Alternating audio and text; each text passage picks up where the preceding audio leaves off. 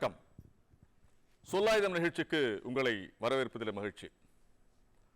ரொம்ப முக்கியமான ஒரு தலைப்பில் இன்னைக்கு சொல்லாயுதம் நிகழ்ச்சியில் நாம் விவாதிக்க போகிறோம்.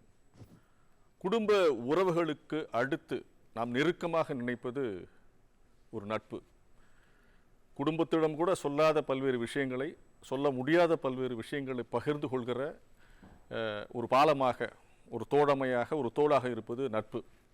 நாளுக்கு நாள் இந்த நட்போட தன்மைகள் மாறிக்கொண்டே வருது. நம்ம நட்புன்னு சொன்னால் துரியோதன் கர்ணனை பற்றி தான் அந்த காலத்துலேருந்து இன்ன வரைக்கும் பேசிட்டு வரும். அதே மாதிரி ஒவ்வொரு தனி மனிதனுடைய உறவுகளிலும் இந்த நட்பு ரொம்ப க்ளோஸாக இருந்துட்டு பார்க்குறோம். பள்ளி நாட்களிலிருந்து, கல்லூரி நாட்களிலிருந்து, அப்புறம் வேலை செய்கிற பணியிடங்களிலிருந்து எல்லா இடத்துலையும் இந்த நட்பு ரொம்ப அற்புதமாக இருக்கிறது. நிறைய உதவிகளை செய்திருக்கிறார்கள். கடினமான நேரத்திலே கூட நின்றிருக்கிறார்கள். கவலையெல்லாம் வரும்பொழுது கொட்டி தீர்ப்பதற்கு உண்டான ஒரு தோளாக இருந்திருக்கிறார்கள். இதையெல்லாம் இருந்தால் கூட, இதன் மூலமாக வளர்ச்சி அடைந்த ஒரு சூழலில் கூட அதற்கு எதிர்மாறாக நிறைய நட்பிலே துரோகத்தையும் சந்தித்திருக்கிறோம், ஏமாற்றங்களை சந்தித்திருக்கிறோம். இவங்கெல்லாம் அப்படி செய்வானா அப்படிங்கிற மாதிரியான மனநிலையில் நம்ம பார்த்துருக்கிறோம். அதனால் இன்றைய காலகட்டத்தில் நட்பு உண்மையிலேயே ஒரு மனிதனை உருவாக்குகிறதா, உருக்குலைக்கிறதா, இதை வச்சு தான் பேச போகிறோம். நம்ம இரண்டு தரப்பிலிருந்து நிறைய நண்பர்கள் வந்திருக்கிறாங்க. வளர்ந்தவர்களும் வந்திருக்கிறார்கள், பாதிக்கப்பட்டவர்களும் வந்திருக்காருன்னு நினைக்கிறேன். நான் ரெண்டு பக்கத்துலையும் பேசுறதுக்காக வந்திருக்கிற உங்கள் இருவரையும் நிகழ்ச்சிக்கு வருக நான் வரவேற்கிறேன்.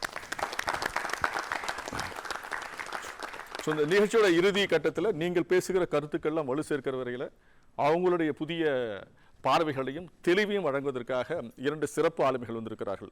தொடர்ச்சியாக ஒரு 25-30 வருஷமாக இந்த கல்லூரியில் மாணவர்களோடு பயணித்து கொண்டிருக்கின்ற தமிழ் துறையுடைய பேராசிரியர் ஒருத்தர் வந்திருக்காரு. திரைத்துறையில் மிக பிரபலமான படங்களை எடுத்து மிக புகழ்பெற்ற ஒரு தயாரிப்பாளர், இயக்குனர், அவரும் அந்த நிகழ்ச்சிக்கு வந்திருக்காங்க. அவங்களும் இந்த நேரத்தில் வரவேற்று நம்ம நிகழ்ச்சியில் செல்லலாம். ஸோ யாருக்கிட்ட ஃபர்ஸ்ட் கேட்கலாம்? உங்கள்கிட்ட கேட்கலாமே. நண்பர்கள் உங்களுடைய வாழ்க்கையை உருவாக்கி இருக்கிறதா சொல்லியிருக்கீங்க. வாழ்க்கையில் தாய் தந்தையருக்கு அடுத்து நம்மளுடைய எல்லா விதமான நிகழ்வுகளிலும், நம்மளுடைய எல்லா விதமான எண்ண ஓட்டங்களிலும் தொடர்ந்து பயணிக்கிறது நட்பு வட்டாரங்கள் தான் அதிகம். அந்த நட்பு வட்டாரங்களில் என்னையை சுற்றி எனக்கு நிறைய வகைகளில் அவங்க என்ன உதவி பண்ணி இந்த ஒரு நிலைமைக்கு கொண்டு வந்திருக்காங்கன்னா, அது என்னோட நட்புகளுக்கு ஒரு பெரிய பாராட்டக்கூடிய ஒரு தருணம் தான். அதில் எனக்கு நடந்த ஒரு சின்ன சம்பவத்தை இங்கே பகிர்ந்துக்கணும்னு ஆசைப்பட்றேன். பொதுவாகவே நாங்கள் எல்லாமே ஒரு பெற்றோர்களால் வளர்க்கப்படுற குழந்தைகளாக பயணிக்கின்ற ஒரு குழுவாக நாங்கள் இருக்கோம். எங்களோட குழுவில் இருக்கிறவங்க எல்லாருமே மேக்ஸிமம் நாங்கள் எல்லாருமே வில்லேஜ்லேருந்து இந்த நகர்ப்புறம் சென்னையான மாநகரங்களில் படிக்கிறதே ஒரு பெரிய ஒரு அசாத்தியமான ஒரு ஆர்வமாக பார்க்கக்கூடிய காலகட்டத்தில் கடந்து இப்போ இந்த அளவுக்கு ஒரு மேடை நிகழ்வு பேசுகிற அளவுக்கு வந்திருக்கிறோம். இதில் நண்பர்களோட பங்கு என்னவா இருக்குது அப்படின்னா, அவங்களோட தொடர்ந்து ஊக்கமளித்தலை தொடங்கி தொடர்ந்து ஒரு பண உதவியாகவோ பொருளுதவியாகவோ ஒரு வாய்ப்புகளை ஒருவருக்கொருவர் பரிமாறிக்கொள்றதுலையோ இருக்குது. அதில் எங்களோட குழுவில் மொத்தம் 8 பேரும் சேர்ந்து எங்களுக்குள்ளேயான வாய்ப்புகளை பரிமாறிக்கொண்டதில் எனக்கு எல்லாருமே ஒவ்வொரு இடத்துல அரசார அமைப்புகளையும், அரசு சார்ந்த அமைப்புகளிலும் மற்றும் அவங்களோட துறை சார்ந்த அமைப்புகளிலும் எல்லாருமே நல்ல விதங்களில் சைன் ஆகிட்டு இருக்காங்க. அதனால அதை பற்றின பேசுகிறதுக்கு ரொம்ப ரொம்ப மகிழ்ச்சி. ஏன்னா நட்புன்னு கேட்டு தனக்கு கிடைத்ததும் தன்னோட இப்போ நண்பனோட பகிர்ந்து கொள்ள இருந்த மனநிலை உங்களுக்கு வளர்ச்சிக்கு உதவுதுன்னு சொல்கிறீங்க, மகிழ்ச்சியாக இருக்குன்னு சொல்கிறீங்க. நன்றி. நாங்கள் நட்பு உருவாக்குகிறதுன்னு பேச வந்திருக்கோம். எப்படி சொல்லுறோன்னா, திருவள்ளுவர் 79வது அதிகாரத்தில் அருமையாக சொல்லியிருக்காரு. முகனாக நட்பது நட்பன்று, நெஞ்சத்து அகனாக நட்பது நட்பு. அதாவது முகத்தில் மட்டும் மகிழ்ச்சியாக இருந்து ஒரு நம்ம வரவேற்கிறது இல்லை, சரிங்களா? நம்ம நெஞ்சம் குளிரும்படி அதாவது நம்மக்கிட்ட பேசுகிறாங்கல்ல, அப்படி ஒரு நட்பு இருக்கணுங்க. அப்படி இருக்கிற நட்பு தான் நம்மளை உருவாக்கும், சரியா? ரீசெண்டாக என் ஃப்ரெண்டு ஒரு ஸ்போர்ட்ஸில் இருக்கான். பட் அவன் காலேஜில் வரதில்லை. பட் அவனுக்கு நான் எடுத்து சொல்லி புரியும்படி சொன்ன பிறகு தான் அவன் ரீசெண்டாக இப்போ காலேஜுக்கு எங்களோட சேர்ந்து அவனை பயணம் பண்ணிகிட்டு இருக்கான். அப்படி இருக்கிறதுக்கு ஒரு நல்ல நட்பு தானங்க காரணமாக இருக்க முடியும். ஓகே நண்பருக்கு இடைத்துறை சார் பொறுப்பு எடுத்து சொல்கிறீங்க நீங்கள். குட், சொல்லுங்க பிரதர். ஐயா வணக்கம். நான் சமூக வலைதளத்தில் காணொலிகள் பதிவிட்டுருக்கேன். நிறைய பேருக்கு அதை தன்னிச்சையாக செய்கிறதுக்கான வாய்ப்புகள் அமைஞ்சிரும். எனக்கு அது சில காரணத்தினால் நான் பள்ளிக்கூடம் தான் இப்போ முடிச்சுட்டு கல்லூரி சேர்ந்துருக்கேன். எனக்கு அந்த வாய்ப்பு அமையாதனால என்னை சுற்றி இருக்க என்னோட நண்பர்கள் தான், ஒரு நண்பன் என்னை காணொலி எடுக்கிறதும், ஒரு நண்பன் அதை எடிட் பண்ணுறதும், அப்படி என்னோடய வாழ்க்கைக்கு கெரியருக்கான பாதையை அவங்க என் கூட இருந்து என்னை உருவாக்கிட்டு இருக்காங்க. இன்னொரு விஷயம் என்னென்னா, 10th ஸ்டாண்டர்ட் படிக்கும்போது நான் கொஞ்சம் படிப்பேன், ஆனால் விளையாட்டாகவும் இருப்பேன். அந்த ஒரு ஃப்ரெண்டுக்கிட்ட மட்டும் நான் போயிட்டு, அவன் படிச்சுட்டு இருப்பான், போயிட்டு அவன் நோண்டிகிட்டே இருப்பேன். அவன் என்ன பண்ணுவான், கழுத்துலேயே அடித்து என்னை படிக்க வைப்பான். அப்போது நான் எப்போல்லாம் விளையாட்டாக ஃபீல் பண்ணுறனோ அப்போ போய் நானே பக்கத்தில் உட்காந்துருவேன். நீ என்னை அடித்து நீ என்னை படிக்க வச்சுருன்னு நம்பிக்கை இருக்குது அப்படின்னு நான் என்னை உருவாக்குறாங்க கூட இருந்து. நிறைய பேர் இருக்காங்க இன்னுமே. என்னோட இந்த மீடியா பயணத்துக்கு நிறைய பேர் வந்து உதவி செஞ்சுட்டே இருக்காங்க என் கூட இருந்து. அவங்க வந்து என்னை உருவாக்கிட்டு தான் இருக்காங்க. ஓகே, நண்பர்கள் உருவாக்கிட்டு தான். நண்பர்கள் எந்த பாதிப்பும் இல்லை உங்களுக்கு. ஓகே, தொடர்ந்து பேசலாம். இப்போ உற்ற நேரத்தில் உதவும் நண்பனே உண்மையான நண்பன் சொல்கிறோம் நம்ம. ஆக்சுவலாக நான் 2 வீலர் கிளாஸ் எடுத்துகிட்டு இருக்கேன். எனக்கு அப்போ தான் ஒரு இன்சிடென்ட் நடந்தது. என் பையனை வந்து 12th முடிச்சுட்டு காலேஜ் அட்மிஷன் சேரப்ப ஆர்ஐடிக்கு போனப்போ அன்னைக்கே அட்மிஷன் பண்ணணும், ஃபீஸ் கட்டுங்க அப்படின்னு சொன்னாங்க. நான் யார்கிட்ட கேட்குறதுன்னு அப்படி தெரியாமே இருந்தேன் நான். அதுக்கப்புறம் என்கிட்ட கிளாஸுக்கு வந்தவங்க கிட்ட ஜஸ்ட் ஒரு கால் பண்ணேன், எனக்கு ஹெல்ப் பண்ண முடியுமா, நான் நெக்ஸ்ட்டு ஒரு 2 டேஸ்லேயே அரேஞ்ச் பண்ணி தரேன் நான் அப்படின்னு சொன்னேன் நான். அவங்க எதுவுமே கேட்கல, பையனுக்கு ஃபீஸ் தானே அப்படியே சொல்லிட்டு ஒரு 10,000 அனுப்பிச்சி விட்டாங்க. அந்த நேரத்தில் அவங்க எனக்கு கடவுளாக தெரிஞ்சாங்க, ப்ளஸ் என்னுடைய தோழியாகவும் தெரிஞ்சாங்க. அவங்க இதிலேருந்து அவங்க நட்பு நான் இன்னுமே அவங்க கூட நான் போயிட்டு தான் இருக்கேன் நான். ஸோ காலத்தினால் செய்த உதவி சிறிதனும் ஞானத்தின் மானப்பெரியதுங்கிற மாதிரி தான். ஸோ அந்த மாதிரி தான் பார்க்குறீங்க. ஒரு குறிப்பிட்ட நேரத்தில் குறிப்பறிந்து உதவி செய்கிறது ஒரு நட்பினோட இலக்கணமாக பார்க்குறீங்க. Yes sir. மகிழ்ச்சி மேடம். அடுத்தது எனக்கு வந்து எங்கள் வீட்டில் எங்கள் அப்பா, எங்கள் அம்மா, எங்கள் அக்காவை தவிர நான் ஸ்கூலுக்கு போனால் நான் ஃபஸ்ட்டு தேடுறதே என்னோடய ஃப்ரெண்டை தான் தேடுவேன். ஏன்னா நான் எந்த தப்பு பண்ணாலும் என் ஃப்ரெண்டு என் கூட இருந்து இது தப்பு, நீ பண்ணாத, நீ அவங்களெல்லாம் யாருமே கண்டுக்காத, நீ கரெக்டான வழியில் போ அப்படின்னு சொல்லி எனக்கு அவள் அட்வைஸ் பண்ணுறது தான் எனக்கு பிடிக்கும். அதனால் நான் எப்பயுமே ஸ்கூலுக்கு போனால் ஃபஸ்ட்டு தேடுறது என்னோடய ஃப்ரெண்டு தான். இந்த இடத்துல என்னோடய ஃப்ரெண்டு தான் என்னை உருவாக்குறா சார். Okay okay. ஏமா இந்த மாதிரியான ஒரு சூழலை பார்க்குறோம், எவ்வளோ அற்புதமான ஒரு மகிழ்ச்சியாக இருக்குது. ஃப்ரெண்ட்ஸ் எல்லாம் எப்படி அவங்கள மேக் பண்ணுறாங்க, எல்லாமே அவங்க வாழ்க்கையை உருவாக்கி கொடுக்கறது பூரா நட்பு. இங்கே வந்தவங்க பூரா யாரும் ரெஃபர் பண்ணி தான் வந்துங்கிற பட்சத்தில் எப்படி வந்து நட்பு உருவாக்காமல் இருக்க முடியும், எப்படி உருக்குலைக்க முடியும் நீங்கள் பார்க்குறீங்க? நட்பு என்பது ஒரு எங்கே தொடங்குதுன்னா, குழந்தைங்க வீட்டை விட்டு வெளியே சமூகத்தில் கலக்கிற இடம் அப்படின்னாலே பள்ளி தான். பள்ளிக்கு வந்த முதல் நாள்லேருந்து அந்த குழந்தை பருவத்திலே தொடங்குது நட்புக்கான ஒரு இடம். அது வலுப்பெறுகிறது அப்படின்றதுக்கு நிறைய கருத்துக்கள்லாம் சொல்கிறாங்க. எனக்கும் இருக்குது, எல்லாருக்குமே இருக்குது, உருவாக்கி கொண்டு தான் இருக்குது. எந்த இடத்துல அது வந்து கொஞ்சம் உருக்குலைக்குதுன்ற அந்த பெரிய வார்த்தையை சொல்ல வேண்டிய ஒரு கட்டாயம் எங்கே வருது அப்படின்னு பார்த்தீங்கன்னா, அவள் என்கிட்ட பேச மாட்டேங்கிறா அப்படின்னு தொடங்குவாங்க. அந்த நாள் முழுவதும் அமைதியாக உட்காந்துருப்பாங்க. அவங்களோட உற்சாகம் எல்லாம் அப்படியே வடிஞ்சு போன ஒரு சூழ்நிலைக்கு வரும். இங்கே தொடங்குகிற அந்த ஒரு சின்ன மன வேறுபாடு பள்ளி இறுதி ஆண்டு தொடங்கி, கல்லூரி தொடங்கி, வாழ்க்கை தொடங்கி எங்கேயோ போகும். அப்போ அந்த நட்பு என்பது ஒருத்தரை தட்டி கொடுத்து உற்சாகப்படுத்தி இவங்க சொன்ன சில கருத்துக்கள் படி எங்களுக்குள்ளேயும் இருக்கிற சில கருத்துப்படி கொண்டு போகிற வரைக்கும் நல்லா இருக்குது. அப்போது இன்றைக்கி நட்புக்கு எந்தளவுக்கு முக்கியத்துவம் கொடுக்குறாங்களோ அந்த நட்பினால் ஏற்படக்கூடிய பாதிப்புக்கும் முக்கியத்துவம் கொடுத்து தன் மனதளவில் முதல்ல உருக்குலைஞ்சு போயிடுறாங்க. அது எங்கெங்கே வருதுன்னா, செயல்பாடுகளில், அன்றாட வாழ்க்கையில், சாப்பிட்றதுல, தன்னை கவனிச்சிக்கிறதுல, படிக்கிறதுல, தூங்குறதுல எல்லாத்தையுமே தொலைச்சிட்டு அதை சரி பண்ணுற ஒரு நோக்கத்திலேயே ஓடிக்கிட்டே இருப்பாங்க. அப்போ நட்பு என்பது அவங்கள தட்டி கொடுக்குதா, அந்த இடத்துல வந்து அவங்கள பின்னாடி இழுத்து போடுதா அப்படின்னு பார்க்கும்போதுல நிறைய பேரோட வாழ்க்கையில் பின்னாடி இழுத்து போடுறது நடந்துட்டு தான் இருக்குது. அவங்களால முன்னுக்கு போக முடியல. காரணம், அந்த நட்பை அவங்க தான் ரொம்ப முக்கியத்துவம் கொடுத்து நேசிக்கிறாங்க. அந்த நட்பை பாராட்ட முடியாமல் போகிற பட்சத்தில் உருக்குலைஞ்சு போயிடுறாங்க. அப்போ அதே திருவள்ளுவர் சொன்ன அந்த அதிகாரத்துக்கு அடுத்த அதிகாரம் பார்த்தீங்கன்னா தீ நட்பு. இப்போ தீ நட்புன்னு ஒரு வைக்க வேண்டிய கட்டாயம் ஏன் வந்தது? நட்புனாலே அழகு தானே, கொண்டாட்டம் தானே, உற்சாகம் தானே, எடுத்துகிட்டு போகிறது தானே, உருவாக்குறது தானே. பிறகே ஒரு தீ நட்பு என்ற ஒரு நிலைமை. தேர்ந்தெடுத்து தான் நட்பு பழகணும். நட்பை போய் எப்படி தேர்ந்தெடுக்க முடியும்? இன்டர்வியூவாக வைக்க முடியும்? நீ யார், உனக்கு என்ன தகுதி இருக்குது அப்படின்னு நான் கேட்க முடியும்.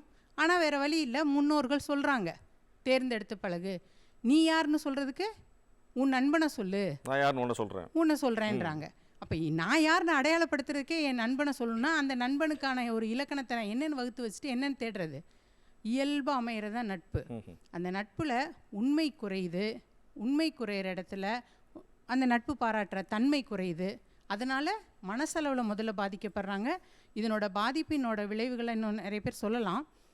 பணம் விஷயத்திலிருந்து ஏமாற்றம் அடைந்தவங்க, வேலையை இழக்கிறவங்க, தன் முன்னேற்றத்தில் பெரிய பெரிய லெவலில் பாதிக்கப்படுறவங்க, திருமணங்களில் பாதிக்கப்படுறவங்க, எல்லாமே இருக்குது, இருந்துட்டு தான் இருக்குது. ஆனால் தேர்ந்தெடுத்து பழகணும் அப்படின்ற ஒரு நிலையில தான் நட்பு இருக்குன்றது தான் சொல்ல வேண்டிய. நன்றி. நம்ம ஒரு பிராடான ஒரு பார்வையை நீங்கள் வச்சிருக்கீங்க. உளவியல் ரீதியாக என்ன வகையான தாக்கங்களை, எதிர்மறை தாக்கங்களை நட்பு உருவாக்குங்கன்னு சொல்றீங்க, என்ன பாதிப்புகளை உருவாக்கும் அப்படின்னு சொல்லிருங்க. நான் எதனால் வந்து நட்பு வந்து உருக்குலைக்குது அப்படின்றது சொல்ல போனால், இன்றைக்கி நான் வந்து ஒரு கல்லூரி மாணவி. இன்றைக்கி எனக்கு கிடைச்ச அந்த நட்பு வட்டாரம் அப்படின்றது இன்றைக்கி வந்து நல்ல நட்பு இருக்காங்க. ஆனால் நான் கடந்து வந்த பாதை, நான் வந்து பள்ளி பருவத்திலேருந்து காமனாகவே எல்லாருக்குமே இருக்கக்கூடிய ஒரு விஷயம் என்னென்னா அந்த பியர் ப்ரெஷர். நான் ஒரு ஃப்ரெண்ட் காமனாக என்ன மாதிரி நிறைய பேர் அதை ஃபேஸ் பண்ணி, நம்ம இப்போ ஒரு ஃப்ரெண்ட்ஸாக ஒரு குரூப்பாக இருக்கோன்னா அந்த இடத்துல அந்த பியர் ப்ரெஷர் வந்து ஒரு பாசிட்டிவாக நமக்கு ஒரு இம்பேக்ட் கொடுக்குதுன்னும் போது அது நல்லது. ஆனால் ஒரு தனியாக இவங்கெல்லாம் ஒன்று சேர்ந்து அது கெட்ட விஷயமாக தான் இருக்கும். ஆனால் அவங்க பண்ணுறாங்க, அவங்க கூட நம்ம அந்த குழுவில் இருக்கோம், அதனால நம்ம அது பண்ணலன்னா நம்ம அங்கேருந்து தனியாக தெரியும் அப்படின்ற அந்த ஒரு பியர் ப்ரெஷர் காரணமாக நிறைய இன்றைக்கி ஃப்ரெண்ட்ஸ் வந்து தவறான வழியில் போகிறாங்க.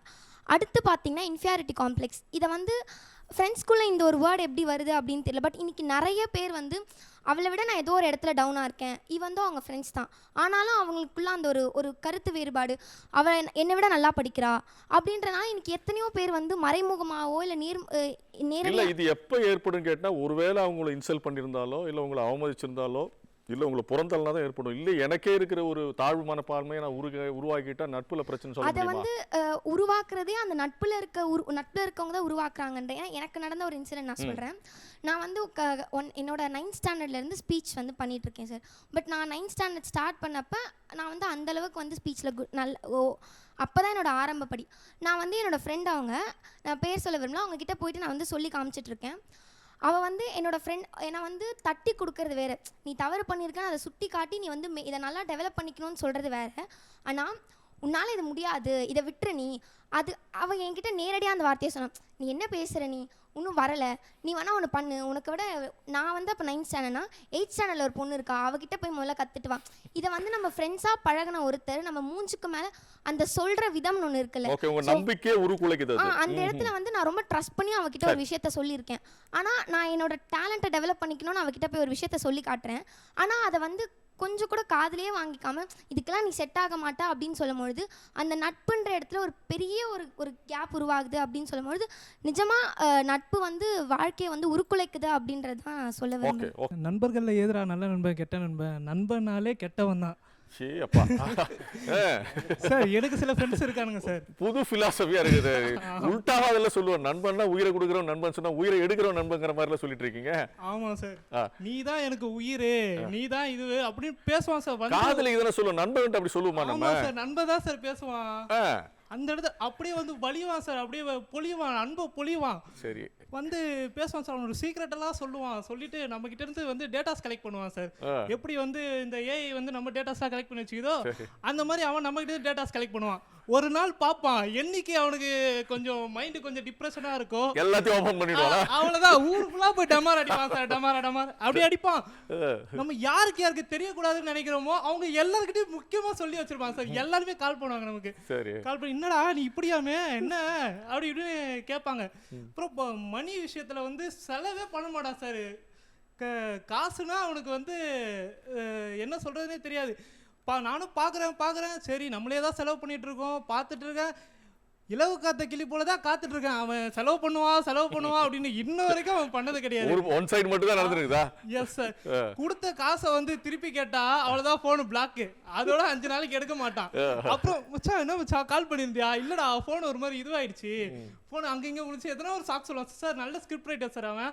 புதுசா ஒவ்வொரு டைமும் ஒவ்வொரு சாக்கு வந்து தேடி கண்டுபிடிச்சு நல்லா சொல்லுவான். அதுல அவனுக்கு டேலண்ட் இருக்கு. அப்புறம் வந்து இந்த நட்புல வந்து சில நண்பர்கள் இருப்பாங்க சார், அது வரைக்கும் ஆளே இருக்க மாட்டாங்க. இருக்கிற இடம் தெரியாது, தடம் தெரியாது, அப்படியே இந்த விண்வெளியில் எப்படி ஆகாயம் எப்படி இருக்கு அப்படியே அந்த மாதிரி அமைதியாக இருப்பாங்க. ஏதோ திடீர்னு அவங்களுக்கு வந்து எந்த அந்த மன பிறழ்வு வரும்னு தெரியாது. அப்போ மட்டும் கால் பண்ணுவாங்க, மச்சான் இந்த மாதிரி ஆயிடுச்சுடா, அந்த மாதிரி ஆயிடுச்சுடா, கொட்டி தீட்டுவானுங்க. கொட்டி தீர்த்துட்டு நம்ம எதனா சொல்லுவோம் சார், அதுக்கு நம்ம எதனா தீர்வு கொடுத்தா அதை நம்மளுதான் திருப்பி நம்ம மேலே திருப்பி விடுவானுங்க. அதை அப்போ நீ யாரு அப்படி, எதுக்குடா வரீங்க, நீங்களா போறீங்க, யாரா நானு அப்படின்ற மாதிரி இருக்குங்க சார். சரி, நட்புனாலே ஏகப்பட்ட பிரச்சனை சார். இதனால ரொம்ப வந்து அவதிப்பட்டிருக்கும். ஓகே, நட்புனாலே உருக்குலைக்கிறது தான். நட்புல ஒரு ஆழ்ந்த பொருள் இல்லை அப்படின்றீங்க நீங்க.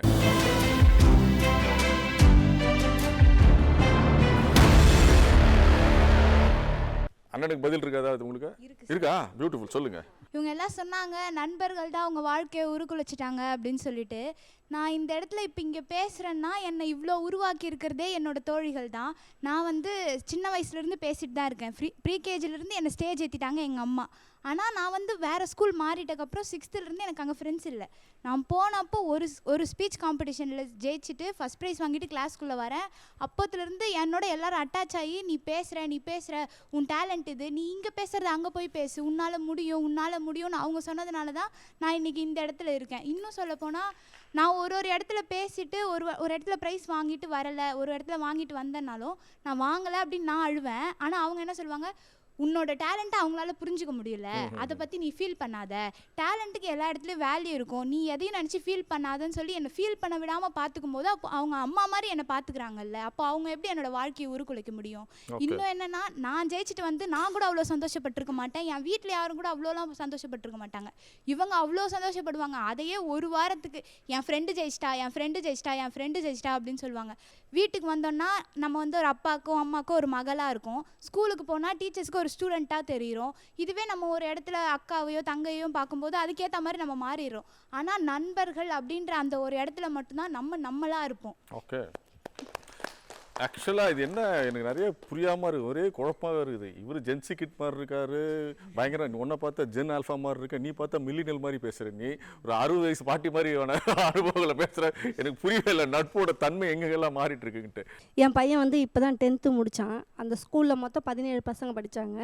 என் பையன் வந்து எப்போவுமே செகண்ட் வருவான். அவன் ஃப்ரெண்ட்ஸ் எல்லாம் மார்க் ரொம்ப கம்மியாக எடுக்கிறாங்கன்னு சொல்லிட்டு வீட்டில் வந்து சொன்னான். நான் சொன்னேன், உனக்கு புரிகிற மாதிரி அவங்களுக்கு சொல்லி கொடுறா அப்படின்னு.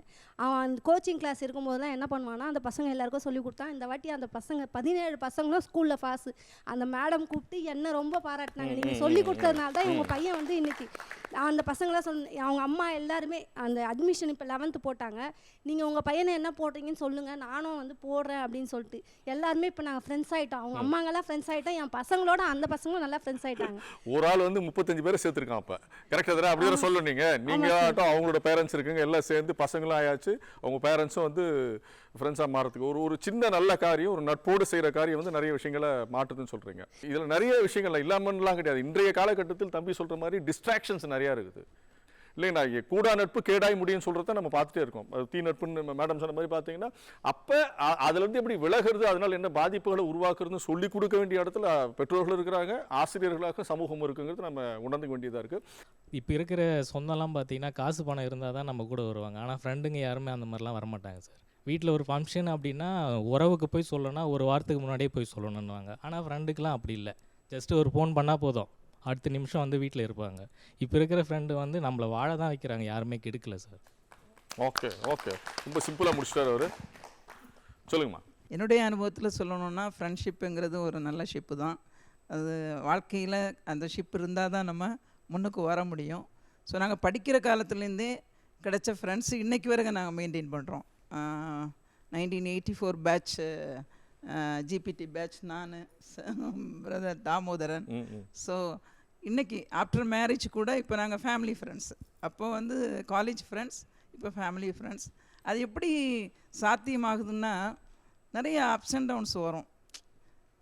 ஃப்ரெண்ட்ஸ் சர்க்கிளில் நம்ம என்னென்ன ஷேர் பண்ணிக்கிறோமோ அதை ஃபஸ்ட்டு நம்ம ஏற்றுக்கொண்டு அவங்க என்ன பொசிஷனில் இருக்காங்கங்கிறத யோசித்து அவங்களுக்கு நல்ல ஆலோசனைகளை கொடுக்கும் பொழுது நம்முடைய அனுபவம், நம்முடைய அன்பு, அந்த உதாரத்துவமான ஒரு அன்போட கூடிய ஒரு நட்பு இருந்துன்னா அது ஒரு நாளும் நம்ம விட்டு விலகாது, நம்ம ஃப்ரெண்ட்ஷிப்பையும் பிரிக்காது.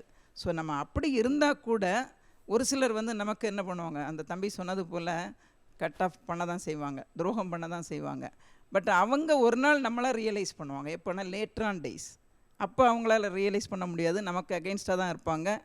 எப்படி நீங்கள் சொன்னீங்க இல்லை, மாட்டி விடுறது, போட்டு கொடுக்கறது எல்லாமே பண்ணுவாங்க. அதனால பாதிப்பை உருவாக்கிடுறாங்களா? ஆமாம், உருவாக்குவாங்க. அடி வாங்கினது தானே அது, கைப்புள்ள அடி வாங்கினது தானே. அந்த அன்புங்கிறது, அன்போடு கூடிய நட்பு, அது ஒரு ஸ்டாண்டர்டைஸில் இருக்கும்போது one day they will realised. அப்போ அவங்க நம்மளை தேடி வருவாங்க, நம்மளை தேடி. அப்படி எனக்கு நிறைய பேர் வந்திருக்காங்க. ஸோ அதனால் நம்ம கொஞ்சம் பொறுமையாக தான் டீல் பண்ணணும். சர்டன் பீப்புள் வந்து என்ன பண்ணுவாங்கன்னா, கொஞ்சம் டிஸ்ட்ராக்ஷனில் போகிறவங்களெல்லாம் விட்டு விலகணும்.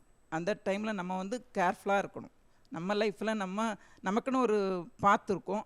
ஸோ அதில் பயணிக்கிறதுக்கு தயாராக இருக்கணும். மீன் டைம் நமக்கு கூட வரவங்க ஃப்ரெண்ட்ஷிப்பாக இருக்கலாம், ஃபெல்லோஷிப்பில் இருக்காங்களா, அவங்கள நம்மளோட வச்சுக்கலாமாங்கிறத நம்ம தான் டிசைட் பண்ணிக்கணும். அப்போ தான் அந்த ஃப்ரெண்ட்ஷிப் நிலச்சிருக்கும். ஸோ இன்றைக்கி வரைக்கும் நாங்கள் 1984 பேட்ச் இன்றைக்கும் ஒரு 20 குடும்பங்களாக நாங்கள் ஒன்றா இருக்கோம். எல்லோரும் ஒருத்தர் ஒருத்தரை மீட் பண்ணுறது, அவங்களுக்கு ஏதாவது ஒரு பிரச்சனைனா ஓடி போகிறது, இல்லை ஃபோன்லேயாவது ஒருத்தர் ஆறுதல் சொல்லி மகிழ்விக்கிறது. ஸோ அப்படி எங்களால் இயன்றதை நாங்கள் செய்து கொண்டிருக்கோம். அதனால் எங்கள் நட்பு இன்றைக்கும் வளர்ந்து கொண்டு இருக்கிறது. அதனால் குடும்பங்களுக்குள்ளே ஒரு இணைப்பு. Okay okay. உடுக்கை இழந்தவன் கைப்போலே ஆங்கே இடுக்கண் களைவதாம் நட்பு. இந்த ஒரு குரல் எத்தனை ஆயிரம் ஆண்டு காலம் ஆனாலும் அன்றும் சரி இன்றும் சரி என்றும் இந்த ஒரு குரல் நட்புக்கு சிறந்த உதாரணமாக இருக்கும். நம்ம அகத்தின் அழகு முகத்தில் தெரியும். வெறும் உதட்டில் மட்டும் பேசி நெஞ்சில் இல்லாமல் இருக்கிற நட்பு கிடையாது. நிச்சயமாக அந்த சொல்லில் வரும், அந்த உணர்ச்சிகள் எல்லாம் சொல்லில் வரும். அதுதான் சிறந்த நட்பு. இந்த நட்புகள் எல்லாம் வாழ்க்கை முன்னேற்றக்கூடியதாக தான் இருக்கும். அதுன்னு சொல்லிட்டு உங்கள் எல்லாருக்கும் நான் நன்றி நன்றி நன்றி. நிறைய விஷயங்களை சொன்னாங்க. நட்பினோட மேன்மையை சொல்கிறாங்க, நட்பு என்ன தியாகம் பண்ணுன்னு சொல்கிறாங்க, நட்பு எப்படி என்ன வகையான உணர்வுகளை தூண்டுதுன்னு சொல்கிறாங்க, எப்படி அந்த நட்பு வளர்த்துக்க முடியுது. உண்மையாக பாசிட்டிவாக பார்த்தா எல்லா உறவுகளும் இப்படி நட்புன்னு பார்க்குறப்ப நீங்கள் தொடர ஆள் போகிறா தப்பான ஆளாக தொடுறீங்களோ? ஆப்போசிட்டில் வந்து தங்கச்சி சொன்னாங்க, நான் படித்தா நீ படித்த மாதிரி அப்படின்னு என் நண்பர்கள் சொல்கிறாங்கன்னு. என் லைஃப்பில் நடந்ததுன்னா 12th படிக்கிறேன் சார். இப்போ மந்த்லி டெஸ்ட் வந்துச்சு. பக்கத்தில் ஒரு பையன் வந்துட்டு சொல்கிறான், டேய் என்னடா டேய் படிக்காதடா, டேய் நீ அதிகமாக மார்க் எடுத்துட்டு பயமாக இருக்குடா, படிக்காதடா அப்படின்ட்டு இருக்காங்க சார். 5-6 exam sir. 6 எக்ஸாம் பக்கத்தில் உட்காந்து இதே சொல்லிட்டு இருக்கான் சார். என்னால் அப்படியே மைண்டு டிஸ்ட்ராக்ட் ஆகுது. என்னால் கான்சன்ட்ரேட் பண்ண முடியல. வரான் சார். எங்கே இருந்தாலும் இல்லை நான் கொஞ்சம் படித்தா வந்து மார்க் எடுக்கிற மாதிரி வந்து தெரியும் அவனுக்கு. ஏன்னா படிக்க விட மாட்டேங்கிறான்.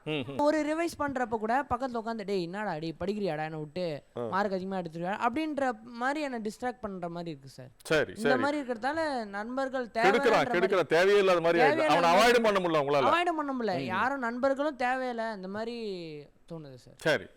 நட்பை பொறுத்த மட்டும் பார்த்தீங்கன்னா அந்த காலத்து நட்பு வேற, இந்த காலத்து நட்பு வேற. அந்த காலத்தில் பார்த்தீங்கன்னா நீங்கள் சொன்ன மாதிரி வயசான பிறவும் நட்பை தொடர்ந்து இருந்தாங்க. இன்னைக்கு இல்லை. இன்னைக்கு பார்த்தீங்கன்னா ஒரு நம்மகிட்ட ஒரு உதவிக்காகத்தான் அவர்கள் நண்பர்களாக பழகிறார்கள். அதுக்காக நட்பாராய்தல் என்று ஒரு அதிகாரம் இருக்கிறது, உங்களுக்கு தெரியும். ஒரு நண்பனை தேர்ந்தெடுப்பது நிச்சயம் ஆராய்ந்து அறிந்து அறிவோம் இதுதான் நம்ம தேர்ந்தெடுக்க வேண்டும். நம்ம உடனே நம்ம அவங்கள நம்பக்கூடாது. நன்றாக பேசுவார்கள், பழகுவார்கள், ஆனால் கூட இருந்து நமக்கு துரோகம் செய்வார்கள். ஒரு உதவியை நம்மக்கிட்ட எதிர்பார்க்குறாங்க, ஆனால் நமக்கு அது தெரியாமல் போய்விடும். நன்றாக பழகிவிட்டு கடைசி நேரத்தில் நம்மளோட ஒரு பொருள் உதவி, பண உதவி ஏதாவது கேட்பாங்க, அது முடிஞ்சோடனே அது காணாமல் போயிடுவாங்க. அந்த மாதிரி இருக்கிறது. எனவே நட்பு என்பது மிகவும் ஆராய்ந்து அறிய வேண்டியது. தக்க நேரத்தில் நமக்கு உதவியாக இருக்கக்கூடிய நண்பர்களும் இருக்கிறார்கள், நான் இல்லைன்னு சொல்லவில்லை.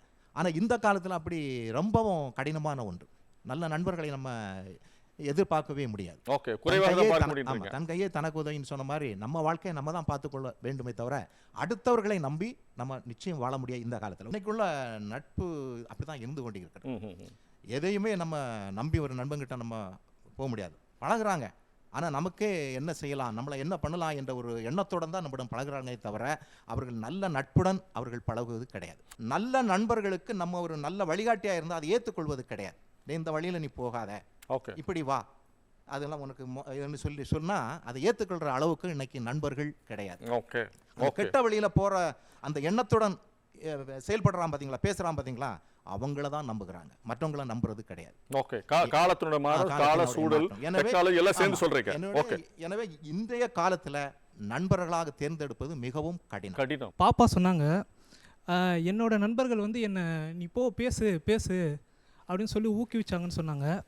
அதே நண்பர்கள் அவங்களுக்கு வந்து ஒரு போதை பழக்கம் இருக்குன்னு வச்சுக்கோங்க, அதே நண்பர்கள் தான் அவங்க உங்ககிட்ட இதை மச்சி இதை கொஞ்சம் ட்ரை பண்ணி பாரு, அந்த அன்பாக ஒரு அழுத்தம் கொடுப்பாங்க பார்த்தீங்களா, ஒரு ப்ரெஷர் கொடுப்பாங்க.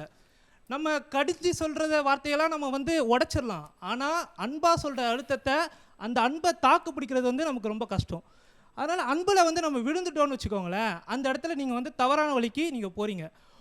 அப்புறம் இந்த அக்கா சொன்னாங்க, நட்பு வந்து கடைசி வரைக்கும் வந்து வரும், இடையிலலாம் போயிடாது அப்படின்னு சொன்னாங்க. நீங்கள் ஒன்று புரிஞ்சுக்கணும், நட்பு உங்கள் நண்பர்கள் வந்து உங்ககிட்ட அவங்களுக்கு ஒரு தேவை இருக்குது, அதனால தான் அவங்க பழகுறாங்க. நீங்கள் சொன்ன எல்லா நண்பர்களும் உங்ககிட்ட ஒரு தேவை இருக்குது, அதனால தான் பழகுறாங்க. இந்த நட்புன்றதே வந்து அந்தந்த காலகட்டத்தில் அந்தந்த வயசுக்கு ஏற்ற மாதிரி அனுபவத்துக்கு ஏற்ற மாதிரி தான் நடந்துகிட்ருக்கு. என்னோடய அனுபவத்தில் நடந்தது. அங்கே உண்மையாகவே சொல்லணும் அவர் அப்படின்னா, இவர் தம்பி சொன்ன மாதிரி தான் எல்லாம் தேவைக்கு தான் வந்து பழகிட்டு இருக்காங்க. அவங்கவுங்க வேலை முடிஞ்சதும் அவங்களோட முகம் என்னன்றது தெரிய வருது. யாருமே வந்து உண்மையாக இல்லை, உள்ளுக்குள்ளாடி வச்சுக்கிட்டு வெளியில் பேசிகிட்டு இருக்காங்க. அதில் பார்த்தீங்கன்னா நம்ம செய்யக்கூடாத பெரிய தவறு என்னன்னா நம்ம குடும்ப ரகசியத்தை சொல்லக்கூடாது. அது சொல்லும்போது அதே மாதிரி நம்மக்கிட்ட இருக்கக்கூடிய அந்த ஃபினான்ஷியல் கேப்பபிலிட்டி அதை பார்த்துட்டு தான் நம்மக்கிட்ட பழகுறாங்க, முடிவு பண்ணுறாங்க. ஓ அவனுக்கு என்ன நல்லா தான் இருக்கான் அப்படின்ற மாதிரி அது வெளியில் நேரடியாக சொல்ல மாட்டேன்றாங்க.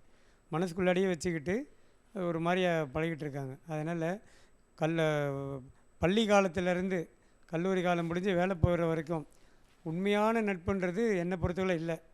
எல்லாமே வந்து நம்மளோட சூழ்நிலை, பண வசதி இதெல்லாம் வச்சு தான் வந்து முடிவு பண்ணுறாங்க.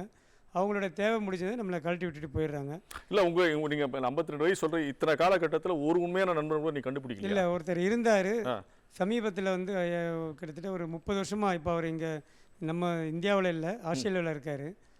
ரொம்ப 2 பேரும் அவ்வளோ நெருக்கமாக இருந்தோம்.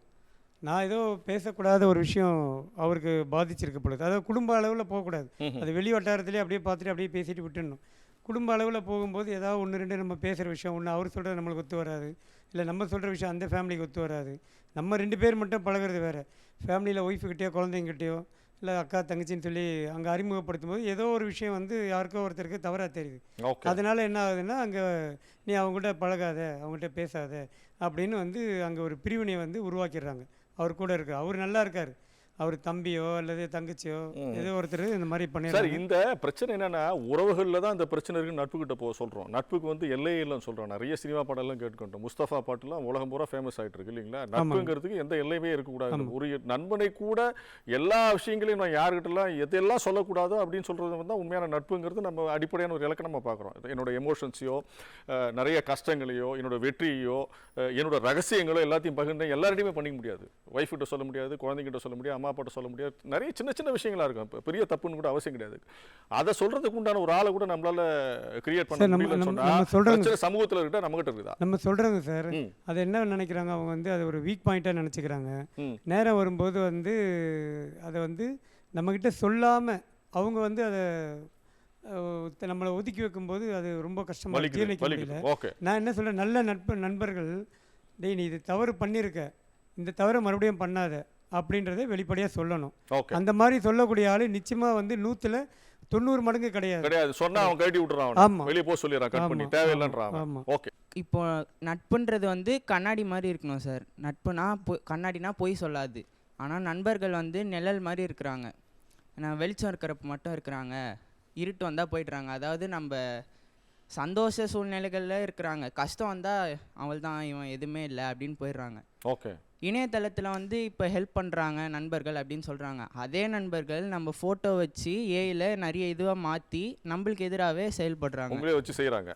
ஆமாம், அது எப்படி சார்? அது அப்போ நண்பர்கள் இருக்காங்க, நம்ம என்ன பண்ணுறது அப்போ? சரி, ஓகே, அதுவும் நடக்குது. நண்பர்கள் நல்லவளாக இருக்காங்க, பேரலாம் 100 பங்கு கெட்டவளாக இருக்காங்க இல்லைங்களா? ஒரு சின்ன போஸ்ட் தாண்டா போட்டேன், ஏன்டா அதை வச்சு செய்கிறீங்க? அந்த போஸ்ட்டை வேற விதமாக மாற்றி புரியுது. ஓகே, நம்ம குடும்பத்திலே வந்து அது வந்து குழப்பம் ஏற்படுது சார். அதனால நம்மளே தப்பா நினைக்கிற அளவுக்கு நம்ம நண்பர்களே செய்யறது ரொம்ப கஷ்டமா இருக்குது. சார், லைஃபை உருக்குலைக்கிறதையும் சிதைக்கிறதுக்கு உண்டான வேலைக்கு தான் பண்ணுறாங்க. ரைட், நீங்கள் சொல்லுங்கம்மா. ஆனால் இப்போ நட்பு வந்து இப்போ எப்படி பார்க்கப்படுது, இன்றைய தலைமுறைக்கு வந்து எப்படி இருக்குது அப்படிங்கிறத பற்றி தான் நான் சொல்ல போகிறேன். அதாவது தீ நட்புன்னு மேம் சொன்னாங்க. அதை நம்ம வந்து கண்டிப்பாக வந்து அதை வந்து நம்ம அதை பற்றி யோசிக்கணும். ஏன் அப்படின்னா இப்போ இருக்கிற குழந்தைங்க இப்போ 2000க்கு அப்புறம் வந்த இந்த ஜெனரேஷன் பார்த்திங்கன்னா அன்பு பாசம் இதெல்லாம் வந்து ரொம்ப குறைவு அவங்களுக்கு கிடைக்கிறது. அவங்களுக்கு கிடைக்கிறது கையில் ஒரு உலகத்தை கொடுத்துட்றாங்க. உலகம்னு சொன்னால் என்ன சொல்கிறீங்கன்னா மொபைல் ஃபோனை தூக்கி கொடுத்துட்றாங்க. அதில் தான் அவங்க எல்லாத்தையுமே பார்த்து தெரிஞ்சுக்கிறாங்க. அப்போது அந்த குழந்தைங்களுக்கு எல்லாம் கிடைக்காத போது என்ன ஆகுது அப்படின்னு சொன்னால் வெளியில் இப்போ ஸ்கூல் சொசைட்டியில் வந்து மூவ் ஆகும்போது பார்த்திங்கன்னா அவங்க நல்லா இருக்கக்கூடிய நல்லா இருக்கக்கூடிய தங்களோட நண்பர்களை கூட தீய வழிக்கு எடுத்துகிட்டு போகிற ஒரு இதுதான் அதிகம்.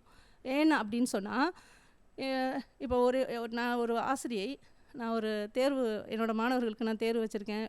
அப்போ வந்து பசங்களுக்குள்ள ஒரு உரையாடல் என்ன அப்படின்னா, டேய் மச்சான் நீ படிக்காதடா, ஏன் இப்படி சொல்கிற, என் அப்பா சொல்லியிருக்காரு இந்த எக்ஸாமில் நான் நல்ல மார்க்ஸ் ஸ்கோர் பண்ணேன் அப்படின்னு சொன்னால் எனக்கு வந்து இந்த ஏதோ ஒரு ஃபோன் வாங்கி தரேன் அப்படின்னு சொல்லியிருக்காருன்னு. ஓகே, நிச்சயமாக நான் ஒன்றும் பெருசாக ஒன்றும் அடுத்து அவரோட ஃப்ரெண்ட் சொல்கிறார், நான் ஒன்றும் பெருசாக ஒன்றும் படிக்க போகிறதில்ல, என்னால் வந்து மதிப்பெண்லாம் வாங்க முடியாது, நீ பாட்டுக்கு படித்து மார்க்கை வாங்கி உனக்கு பிடிச்ச ஃபோனை வாங்கிட்டு போயிடுவேன். எனக்கு என்கிட்ட இருக்கக்கூடிய அந்த ஓட்ட ஃபோனும் காணா போயிடும். அவர் என் அப்பா திருப்பி பிடுங்கிப்பார். ஸோ அதனால் தயவு செஞ்சு மச்சான் நீ இது மாதிரிலாம் பண்ணாத அப்படின்னு இந்த மாதிரி ஒரு உரையாடல். அப்போது இது வந்து இது ஒரு ஒரு ஒரு பேரில் மட்டும் இல்லை, எல்லாருக்குமே மோஸ்ட் ஆஃப் த பர்சன்ஸ் வந்து அப்படி தான் இருக்கிறாங்க. ஓகே, ஒரு எதிர்மறையான சிந்தனையோடு தான் இன்றைய நட்பு நிறைய பேர் சொல்றீங்க. தீய விஷயங்களை ஊக்குவிக்கிறது, அதை வந்து செயல்படுத்த வைக்கிறது, அதை நோக்கி எடுத்துட்டு போறது தான் இன்றைய தலைமுறை வந்து இருக்காங்கங்கிறது என்ன ரொம்ப ஒரு கவலையான ஒரு விஷயமா இருக்கு. பாக்குறீங்க, வருத்தமா இருக்கு. ரொம்ப வருத்தமா இருக்கு. இவங்க நண்பர்களே, இது வரைக்கும் நட்பு வந்து ஒரு மனிதனுடைய வாழ்க்கையை உருவாக்குறதா இல்லை உருக்குலைக்கிறதா அப்படிங்கிற மாதிரி பேசணும். நட்பு உண்மையாக வந்து எப்பயும் நிறைய தியாகங்களையும் அன்பையும் பரிவையும் கருணையும் இரக்கத்தையும் தியாகத்தையும் செய்கிற உறவாக தான் பார்க்கப்படுது. அது பேர் தான் நான் நட்புன்னு சொல்ல. நட்பில் திருக்குறள் எத்தனை அதிகாரங்கிறத பற்றி நிறைய விஷயங்களை சொல்லியிருந்தாங்க. அது எவ்வாறு மேன்மையான ஒரு உறவுங்கிறதையும் சொன்னோம். ஆனால் இந்த காலகட்டத்தில் அந்த நட்பினுடைய தன்மை எப்படி மாறிடுன்னு பார்க்குறோம். காலம் வேகமாக ஓடிக்கொண்டிருக்கிற பொழுது அதனுடைய தன்மை நிறைய மாறி இருக்கிறது. சுயநலமாக மாறி இருக்கிறது, பொறாமையாக மாறி இருக்கிறது, வஞ்சகமாக மாறி இருக்கிறது, துரோகமாக மாறி இருக்குங்கிறது நிறைய பார்க்குறோம். என்னோட பெர்சன்டேஜ் அந்த காலத்தில் இந்த காலம் பார்த்தீங்கன்னா அது மாற்றம் அதிகமாக இருக்குன்னு தான் பார்க்குறோம். ரெண்டாவது எல்லாமே ரொம்ப இன்ஸ்டன்டேனியஸாக இருக்குது, ரொம்ப குறைந்த காலத்தில் தான் இருக்கிற மாதிரியான விஷயங்கள் பார்க்குறோம். 80 கால நட்பு, 80 ஆண்டு கால நட்பு, என்ன 1வது கிளாஸில் படித்தோம் இன்ன வரைக்கும் எனக்கு ஃப்ரெண்டாக இருக்கிற மாதிரி, இல்லை 5வது படித்த ஆட்கள் 40 ஆண்டுகளாக தொடர்ந்து நட்பாக இருக்கிற மாதிரியான விஷயங்கள் கேட்பதற்கு மிக குறைவாக இருக்கிறது. அதுதான் நம்ம உண்மையாக பார்க்குறோம். உண்மையிலே வந்து நட்பு உருவாக்குகிறதா உருக்குலைக்கிறதாங்கிறத பற்றின நிறைய பார்வைகளை மேலும் எடுத்துரைப்பதற்காக நாம் நிகழ்ச்சியின் முதல்ல சொன்ன மாதிரி 2 சிறப்பு ஆளுமைகள் வந்திருக்கிறார்கள். அவர்களுடைய பார்வை ஒரு இடைவேளைக்கு பிறகு.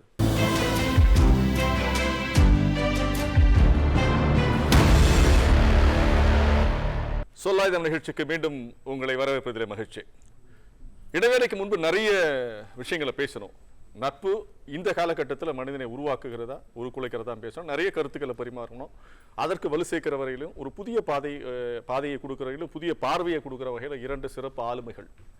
முதலாவதாக கடந்த 30 ஆண்டுகளாக முழுமையாக தன்னை கல்வி பணியில் ஈடுபடுத்திக் கொண்டு மாணவர்களோடு இணைந்து பயணிக்கிற தமிழ்துறையினுடைய தலைவர் பேராசிரியர் தமிழரசி கோதை மார்பன் அவர்களை அன்போடு நிகழ்ச்சிக்கு வரவேற்கிறேன். சார்லி சாப்ளின், சண்டை, ஜாலியோ ஜிம்கானா என பல்வேறு படங்களை 12க்கும் மேற்பட்ட படங்களை இயக்கி தயாரித்து நடிகராகவும் பரிமளித்துக் கொண்டிருக்கின்ற மதிப்பிற்குரிய இயக்குனர், நடிகர், தயாரிப்பாளர் திரு சக்தி சிதம்பரம் அவர்களை இந்த நிகழ்ச்சிக்கு வரவேற்பதில் மகிழ்ச்சி. முதலாவதாக தமிழரசி கோதை மார்பன் அவர்கள் தங்களுடைய கருத்துக்களை முன்வைப்பார். இன்றைய சூழலில் நட்பு ஒருவரை உருவாக்குகிறதா உருக்குலைக்கிறதா? அவரவருடைய நிலைக்கேற்ப உங்களுடைய யதார்த்த வாழ்க்கையிலிருந்து நீங்கள் பல கூறுகளை உங்களுடைய அனுபவத்தை எடுத்து வைத்தீர்கள். மிகவும் சிறப்பாக நாம் எதை சொன்னாலும் உலக பொதுமறை அதனிலிருந்து மேற்கோள் காட்டி நாம் பேசுவது வழக்கம். இந்த உலக பொதுமறை அப்படின்னு நாம் பார்க்கறதும் கூட இன்னும் மதம் சார்ந்து நாம் பார்த்தோன்னு சொன்னால் வரும் வழியில் தான் ஒரு இடத்துல ஒரு மசூதியில் இந்த வாசகத்தை பார்த்தேன் நான். நட்பு என்பது நம்மோடு சேர்ந்து அழைத்து செல்லுகின்ற ஒருவன், அவருக்கு நாம் துரோகம் செய்தால் அது மறுமையில் நமக்கு கடனாக வரும் என்கின்ற ஒரு பொருள் சகம். நான் ரொம்ப ஃபார்ச்சுனேட்டுன்னு நினச்சேன். இதை பற்றி தான் பேச போகிறோம். இன்றைக்கி தான் இந்த வாசகத்தை நான் பார்த்தேன். அந்த பொருள் அதுதான். சொற்களை வேணால் நான் மாற்றி சொல்லியிருப்பேன், ஆனால் அது திருக்குறான் கருத்து சொல்லுது. ஒருவருக்கு நம்மோடு பழகுகிறவருக்கு நாம் துரோகம் செய்தால் அது மறுமையில் நமக்கு கடனாக வருமான். என்ன அழகான ஒரு மறை இல்லையா? அதே மாதிரி விவிலியம் சொல்லுகிறது, இரும்பை இரும்பால் தான் நாம் செதுக்க முடியும். அதுதான் நாம் இன்றைக்கி சொல்லிகிட்டு இருக்கிறது. ஆங்கிலத்தில் இதை சொல்லுவாங்க, do as you would be done by. நட்பு என்பது என்ன அப்படின்னு சொன்னால் உங்களுக்கு தெரியும், மாப்பலா வாழை 3. ஆனால் நட்புக்கு ஒரு பழத்தை எடுத்துக்காட்டு சொல்லுவாங்க. எதுன்னு தெரியுமா உங்களுக்கு? எலுமிச்சை கையில் தந்து வரவேற்பார்கள்.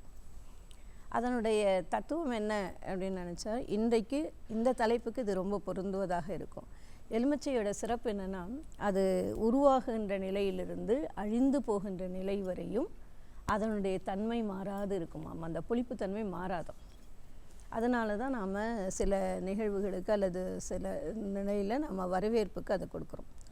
அதுதான் இங்கே பொருத்தமானது. நட்பு என்பது என்ன என்று சொன்னால், தொடக்கம் முதல் இறுதி வரை அந்த அன்பு மாறாமல், அந்த புளிப்புத்தன்மை மாறாமல் எப்படி எலுமிச்சை இருக்கிறதோ, ஒருவரை செதுக்கி நல்வழிப்படுத்துகின்ற தன்மை தான் நட்பானது. அந்த நிலை நட்பு இன்றும் தொடர்ந்து கொண்டு தான் இருக்கிறது. ஆதலால் தான் நண்பர்கள் நம்மை உருப்படுத்துகிறார்கள்ங்கிற. நான் வாழ்க்கையில் பார்த்த சந்தோஷத்தில் சொன்னேன். இப்போ அன்பை பற்றி சொன்னாங்க. அன்பில் கலப்படமே பண்ணாதீங்க. அன்பு கொஞ்சம் அன்பு, கெட்ட அன்பு, நல்ல அன்புலாம் கிடையாது. அன்புங்கிறது கலப்படமற்றது. அது 100% பியூர். அந்த அன்பு எங்கே இருக்கோ, அதனால எங்கே நட்பு வருதோ அது சிறந்த நட்பாக தான் இருக்கும். அதுதான் அந்த காலத்திலிருந்து இந்த காலம் வரை சொல்கிறோம். எந்தையும் நுந்தையும் யாராகியரோ, இல்லையா? அப்போ என்ன சொல்கிறாங்க? அன்புடை நெஞ்சம் தான் கலந்தனவே, மலையினும் உயர்ந்தன்று. உங்களுக்கே தெரியும், எதை விட பெருசும் இல்லை, எதை விட ஆழமும் இல்லை. யார்? அவனோடு சேர்ந்த நட்பு. அப்போது நட்பு தான். நட்புக்கு காரணம் அன்பு தான். எனவே இந்த சூழலில் நாங்கள் ரொம்ப வெக்ஸ் ஆகிட்டோம். இணையத்தை பற்றிலாம் சொன்னீங்க. எத்தனை நிலையில் நம்ம நிலை குலைத்தாலும், இன்றைக்கு எனக்கு உடல் நலம் சரியில்லை, எனக்கு பண தேவை அப்படின்னு நீங்கள் அந்த ஒரு இதை கொடுத்தீங்கன்னா, உங்களை சார்ந்த நண்பர்கள் எங்கே இருந்தாலும் தங்களால் இயன்ற ஒரு பண உதவியை தருகிறார்கள். அது இல்லாமல் நமக்கு தெரியாதவர்களுக்கு கூட அதில் கொண்டு வந்து கொடுக்குறாங்க. நமக்கும் அந்த மாதிரி உதவி செய்கின்ற வாய்ப்பு கிடைக்கிறது. இப்போதெல்லாம் நமக்கும் அந்த மாதிரி ஒரு உதவி கிடைக்கிறது என்று சொன்னால், அதற்கு அடிக்கோடு நம்ம கோர் அப்படின்னு ஒன்று சொல்லுவோம் இல்லையா, ஒன்று அயோட்டா ஒன்று போய்கிட்டே இருக்குதுன்னு சொல்லுவோம் இல்லையா, அது அன்பு தான். ஸோ அந்த அன்பு இருந்தால் நமக்கு சிறந்த நண்பர்களை உருவாக்கும். அந்த அன்பின் அடிப்படையில் போனால் நண்பர்கள் என்றைக்குமே நமக்கு உருப்படத்தான் செய்வார்கள், உருக்குலைக்க செய்ய மாட்டார்கள். இந்த திருக்குறள் சொல்லுகின்ற அன்பு ஈனும் ஆர்வமுடைமை அது ஈனும் நண்பென்னும் நாடா சிறப்பு. நட்பு என்பது நாடாமல் நம்மை தேடி வருவது. அதற்கு அடிபலமாக இருப்பது, அடித்தளமாக இருப்பது அன்பு. அந்த அன்பு இருந்தால் உண்மையிலே அது நட்பாகத்தான் இருக்கும். அந்த நட்பு ஒருபோதும் யாரையும் உருக்குலைக்காது என்பதை உங்கள் முன் வைக்க வேண்டும் என்பது என்னுடைய விழைவு. என்னுடைய தாழ்மையான கருத்தாக உங்கள் முன் வைக்கின்றேன். நன்றி. ரொம்ப நன்றி மேடம். ரொம்ப எளிமையாக சொன்னீங்க. அன்போட மேன்மை, அன்பு நட்போடு எப்படி இணைந்திருக்கிறது அப்படிங்கிறத ரொம்ப அழகாக சொன்னீங்க. அடுத்ததாக திரைப்பட இயக்குனர், நடிகர், தயாரிப்பாளர் திரு சக்தி சிதம்பரம் அவர்களுடைய பார்வை உங்களுக்காக. Over to you sir. அனைவருக்கும் வணக்கம். இப்போ மேடம் ரொம்ப பிரமாதமாக ஒரு பெரிய ஸ்பீச் கொடுத்தீங்க. ரொம்ப சூப்பராக இருந்துச்சு. இப்போ அவங்க சொன்னாங்க எலுமிச்சம்பழம் ஒரு நட்புக்கு அடையாளமாக சொன்னாங்க. எலுமிச்சம்பழம் 2 விதமாக யூஸ் பண்ணலாம். அது ஜூஸ் போட்டு குடிக்கலாம். ஆனால் நிறையா விஷயம் எலுமிச்சம்பழத்தை பைத்தியம் பிடிக்கிறது கூட கொடுப்பாங்க. இந்த எலுமிச்சம்பழங்கிறது அதுக்கும் யூஸ் ஆகும். நட்பு பைத்தியமாக கூட சில டைம் ஆக்கிடலாம். நான் இது ஒரு ஃபன்னுக்காக சொல்கிறேன். இப்போ நான் இன்றைக்கி சினிமாவில் இத்தனை ஆண்டுகள் இருக்கிறதுக்கு, இத்தனை படம் பண்ணியிருக்க காரணம் கூட நட்பு தான். நான் சினிமாவில் எல்லார் மாதிரியும் ட்ரை பண்ணி அசிஸ்டண்ட் டைரக்டர் ஆகி, அதுக்கப்புறம் கஷ்டப்பட்டு எல்லாருமே இதை கடந்து தான் வந்திருப்பாங்க. அப்படி ஒரு பாதையில் வரும்போது ஒரு இடம், இதுக்கு மேலே நம்ம போக முடியாது, டெட் எண்டு இப்போ இங்கே சாப்பாட்டு கூட நமக்கு வழி கிடையாது. ஆனால் ஊரில் எல்லாம் எனக்கு வசதி இருக்குது. சரி ஊருக்கு போயிடலாம் அப்படின்னு சொல்லிட்டு அப்போ கல்யாணம் வேறு பண்ணியாச்சு. கல்யாணம் பண்ணி சரி ஓகே நீ இங்கே கஷ்டப்பட வேண்டாம், மனைவியை அழைச்சிட்டு ஊருக்கு போயிடலாம் அப்படிங்கிற ஒரு சூழல் மனைவியை ஊரில் கூட விட்டுட்டு இங்கே என்னோடய லக்கேஜெல்லாம் எடுக்கிறதுக்காக வந்திருக்கேன். வரும்போது நண்பர்களெல்லாம் பார்க்குறோம், அப்படி பேசுகிறோம், ஒரு கெட் டுகெதர் எல்லாம் மீட் பண்ணுறோம். மீட் பண்ணி அப்போ நான் திருப்பி ஊருக்கு மறுநாள் காலையில் ஊருக்கு கிளம்புறதுக்கு முன்னாடி அப்போ பேஜர் தான் இருந்தது. அந்த பேஜரில் ஒரு மெசேஜ் வருது, கால் மீ அப்படின்னு போட்டு ஒரு நம்பர் வருது. அப்போ அவர் என் நண்பர் மௌனம் ரவின்னு ஒருத்தர், அப்போ நான் பக்கத்தில் வந்து அப்போ செல்ஃபோன்லாம் கிடையாது, பக்கத்தில் ஒரு கடையில் போய் ஃபோன் பண்ணுறேன். ஃபோன் பண்ணி, என்ன ரவி சார் என்ன விஷயம்னா, நாளைக்கு காலைல ஒரு ப்ரொடியூசர்கிட்ட வந்து கதை சொல்லணும் நீங்கள் அப்படின்னாரு. அட போங்க, நீங்கள் ஒரு 6-7 வருஷம் வந்து எல்லாம் முடிஞ்சு போச்சு, இப்போ நான் திருப்பி ஊருக்கு போயிட்டுருக்கேன், நாளைக்கு நான் ஊருக்கு போகிறேன், இல்லை ஒரு நாள் அதை தள்ளி போடுங்க அப்படின்னு சொல்கிறாரு. சரி ஓகே, ஒரு டிக்கெட்டு தானே, சரி தள்ளி போடும் அப்படின்னு சொல்லிட்டு மறுநாள் அங்கே போகிறேன். அங்கே பெருத்துளசி பழனிவேல்னு இன்னொரு நண்பர், அவர் மூலமாக விஏ துரைன்னு ஒரு தயாரிப்பாளர்கிட்ட வந்து ஒரு கதை சொல்கிறேன். கதை சொன்ன ஒரு 1/2 மணி நேரத்தில் அவங்களுக்கு பிடிச்சிருது. ஓகே, இதை படமாக்கலாம், நல்லாயிருக்கு. இன்டர்வல் சொல்லும்போதே படமாக்குற மூடுக்கு வந்துட்டாங்க. ஓகே, இது நல்லாயிருக்கு, இது சத்யராஜ்கிட்ட போய் சொல்லுங்கள் அப்படின்றாங்க. மறுநாள் சத்யராஜ்கிட்ட சொல்கிறேன். அடுத்த நாள் தேவயானிக்கிட்ட சொல்லுங்கன்றாங்க.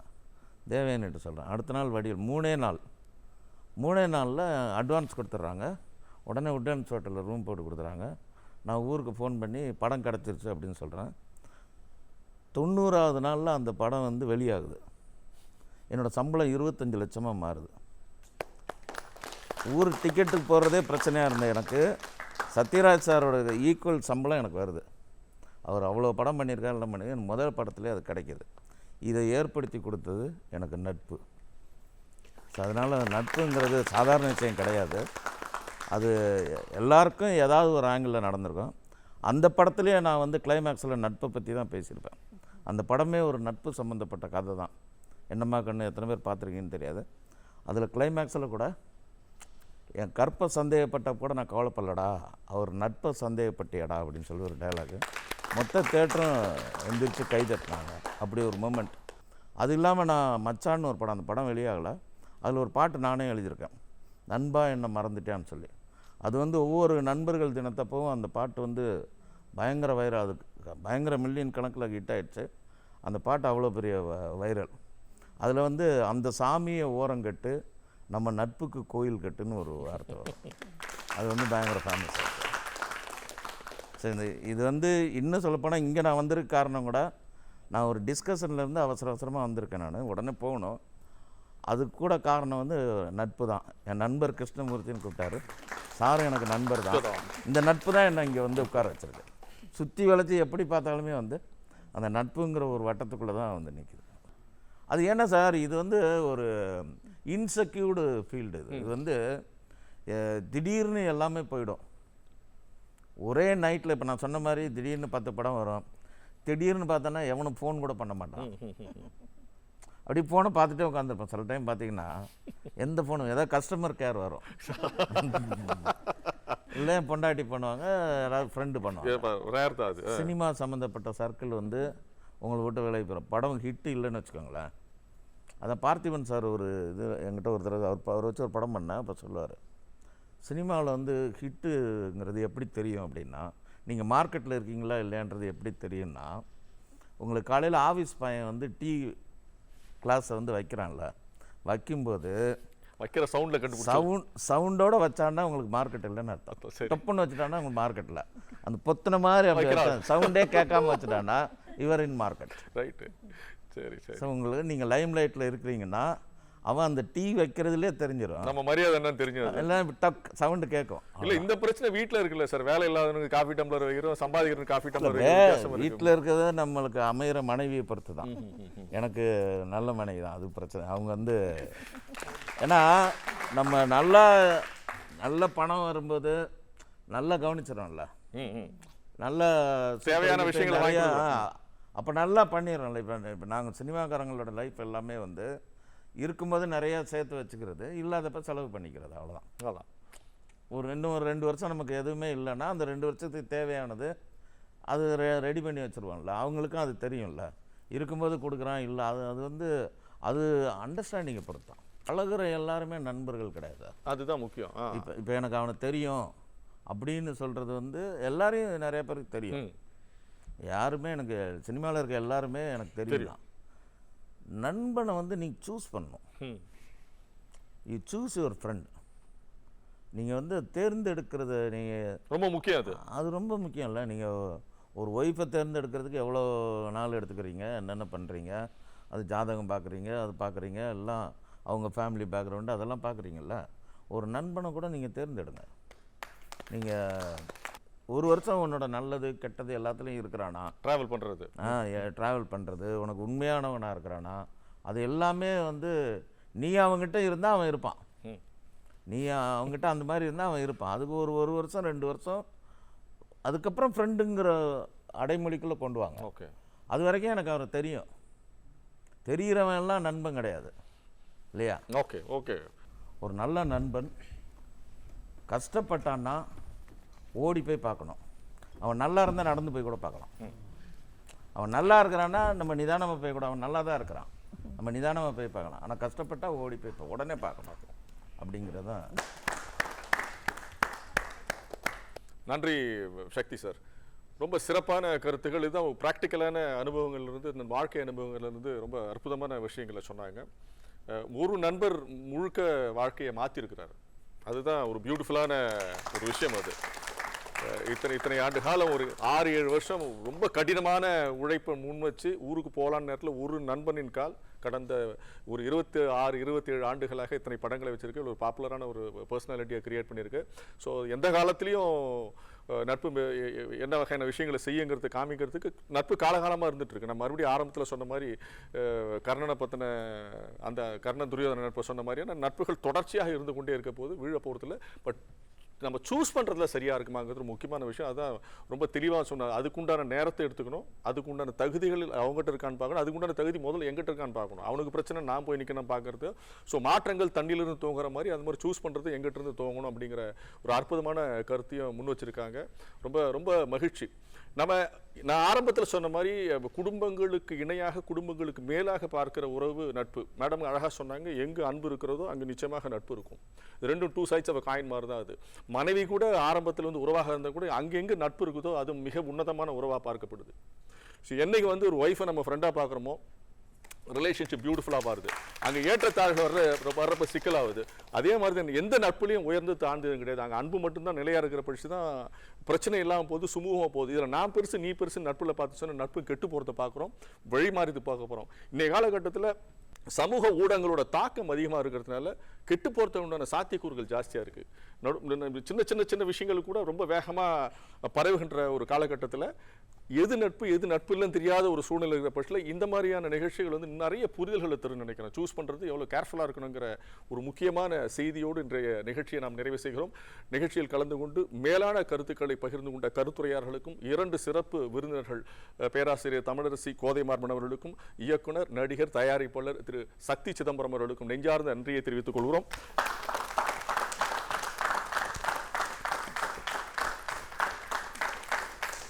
நிகழ்ச்சியை பார்த்த உங்களுக்கும் நன்றி நேயர்களே. மீண்டும் மற்றும் ஒரு சுவாரஸ்யமான தலைப்போடு சொல்லாயுதம் நிகழ்ச்சியில் சந்திப்போம். அதுவரை அன்பு, நன்றி, வணக்கம்.